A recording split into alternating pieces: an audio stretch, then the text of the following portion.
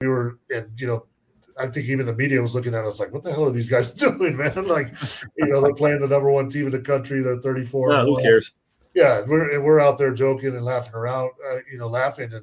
But we truly believed that we were going to win that game no matter what. And so, we were supremely confident. I think Mike Dickerson, said that, I think in an interview, before the game. And, it was just, we knew that we were going to win that game. And so it was an incredible feeling to actually go out there and do it. But we believed in each other, and we knew that we could beat that team, and we did.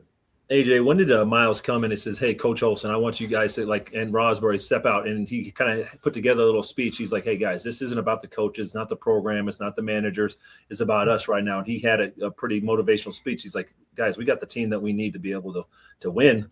And I was, I'm kind of like, I don't know what's this whole tournament thing. I was a junior college player, never experienced any of this stuff. And Miles was such a good – his basketball IQ is so good, and his intelligence on the floor and decision-making and leadership what really shined through during that whole tournament. And obviously, you got the MVP for it. But just the preparation for that of just getting planting those little positivity seeds here and there, I think that's a lot of it also helped us prep us mentally for going into this tournament in even the second round against Kansas and Providence. For sure. I mean, Miles, he exudes confidence. And so when you have a player like that on your team, it just uplifts everybody else, right? We know we can trust him. We know he'll come through in key moments. He's not scared of anything.